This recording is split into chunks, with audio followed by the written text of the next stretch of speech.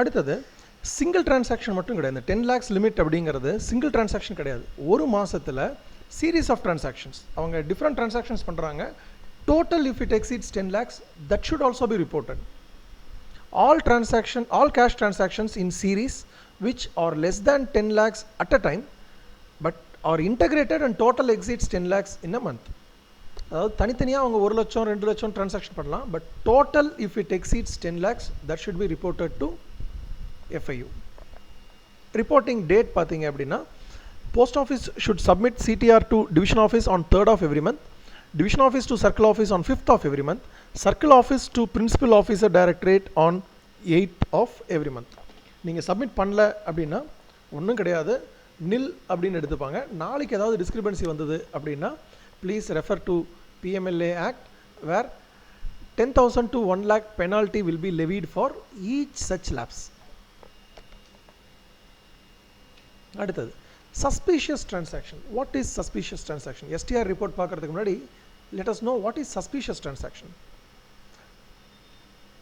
Suspicious transaction includes all modes of exchange of funds, cash, check, account transfers or digital transfers. CTR report அப்படிங்கிறது only cash transaction. Okay, please note, அந்த CTR அப்படிங்கிறது cash deposit and cash withdrawal. Whereas suspicious transaction அப்படிங்கிறது any mode of transaction, cash, check, account transfer, digital transfer, எப்படி வேணாலும் இருக்கலாம், which give reasonable ground for suspicion that it may involve proceeds of crime or terrorist funding. நீங்கள் கவுண்டரில் இருக்கீங்க, ஒரு அக்கௌண்ட்டில் யார் யாரோ வந்து டெபாசிட் பண்ணுறாங்க. If you feel that it is suspicious, நீங்கள் தாராளமாக ரிப்போர்ட் பண்ணலாம். நீங்கள் சஸ்பீஷியஸாக STR ரிப்போர்ட்டில் இன்க்ளூட் பண்ணி அது ஜென்யூன் அக்கௌண்ட்டாக இருக்கிறதால எந்த தப்பும் கிடையாது. பட் நீங்கள் ரிப்போர்ட் பண்ணுறது உங்களோட கடமை. அதனால் நீங்கள் அந்த மாதிரி ஒரு அக்கௌண்ட்டில் பல பேர் டெபாசிட் பண்ணுறாங்க அப்படின்னா நீங்கள் தாராளமாக அதை ரிப்போர்ட் பண்ணலாம். அடுத்தது transaction made or attempted to make a transaction with bogus document. Yes, KYC document தராங்க. ஒரு original Aadhaar, original and xerox நீங்கள் கம்பேர் பண்ணுறீங்க.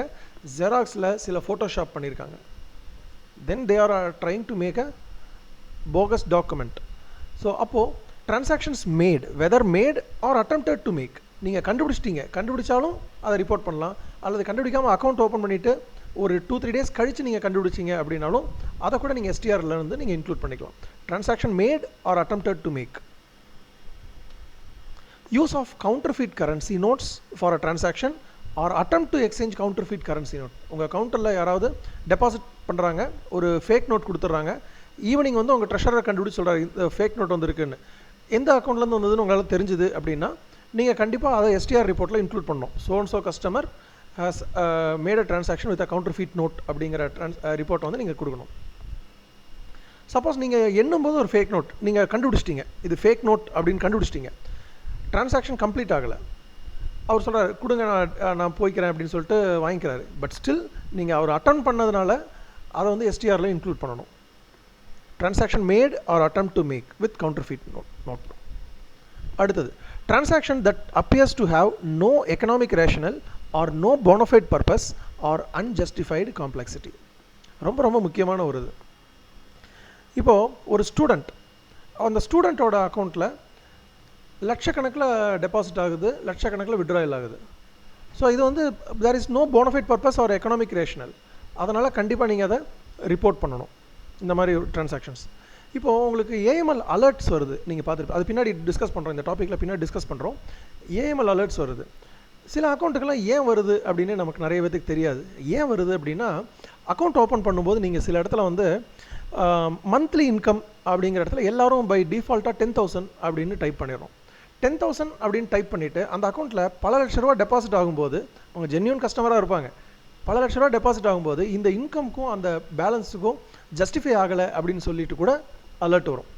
ஸோ அதனால் நீங்கள் அக்கௌண்ட் ஓப்பன் பண்ணும்போது வாட் ஆக்சுவல் இன்கம் அப்படிங்கிற இடத்துல கஸ்டமரோட ஆக்சுவல் இன்கம் என்ன அப்படின்னு கேட்டு டைப் பண்ணுங்கள். நீங்களாக ஒரு அசம்ஷனில் 10,000, 20,000, 0 அப்படின்லாம் போடாதீங்க. அடுத்தது date of submission of suspicious transaction report. CTRக்கு வந்து நம்ம டேட் பார்த்தோம், 3, 5 and 8 அப்படின்னு பார்த்தோம். ஆனால் STRக்கு அந்த மாதிரி டேட்டே கிடையாது. On date of occurrence itself it should be reported. Post office to DO on same day of occurrence. ஒருத்தர் வந்து கவுண்டர்ஃபிட் நோட் மாற்ற ட்ரை பண்ணுறாரு அப்படின்னா அதை கண்டுபிடிச்சிட்டிங்க அப்படின்னா அன்றைக்கே நீங்கள் ரிப்போர்ட் பண்ணணும். இந்த அக்கௌண்ட் நம்பர்லேருந்து கவுண்டர்ஃபிட் நோட் மாற்ற ட்ரை பண்ணாங்க அப்படிங்கிற ரிப்போர்ட்டை.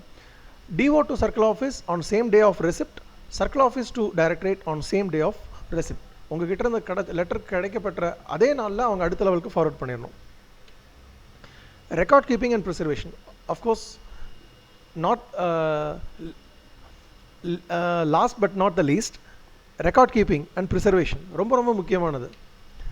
ப்ரிசர்வேஷன் பீரியட் அப்படின்னு பார்த்தீங்கன்னா SB3, SB7A and other KYC documents அதெல்லாம் வந்து 5 years from the date of closure of accounts. நீங்கள் உங்கள் ஆஃபீஸில் it should be maintained for 5 years from the date of closure of account.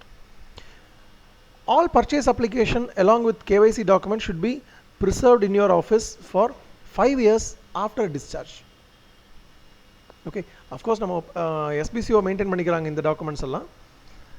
5 years is the maximum period for preservation.